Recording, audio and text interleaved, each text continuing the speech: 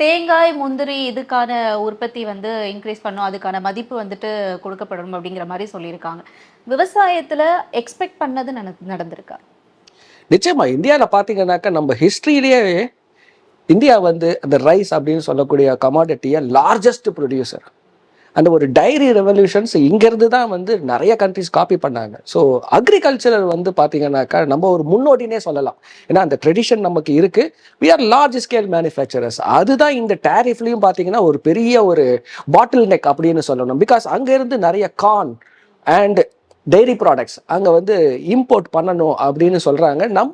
அதை நம்ம இம்போர்ட் பண்ண ஆரம்பிச்சிட்டோம்னாக்கா, நம்ம இங்கே ஒரு விளைவிக்கிற அந்த ஒரு விவசாயிக்கு டிமாண்ட் கம்மியாயிடும். ஸோ நம்ம விவசாயத்தை 70% ஆஃப் த கண்ட்ரி ஸ்டில் ஒரு semi rural and proper rural.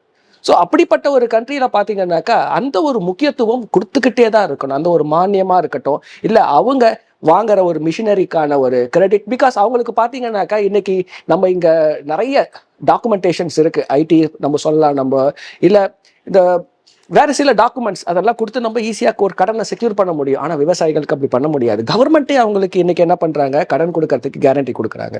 So நிறைய ஒரு சாங்ஷன்ஸ் இருக்குது, இன்சென்டிவைசேஷன்ஸ் இருக்குது. ஸோ அந்த ஒரு ப்ராக்ரஸ் கரெக்டாக தான் போயிட்டு இருக்கு. அண்ட் அதை நம்ம வந்து கண்டிப்பாக நம்ம பட்ஜெட்டில் அது ஒரு முக்கியத்துவம் கொடுத்துக்கிட்டே இருக்காங்க, கொடுத்தே ஆகணும் அதுக்கு. இந்தியன் பேங்கின் Ind smart omni channel mobile banking app 300க்கும் மேற்பட்ட வசதிகளுடன்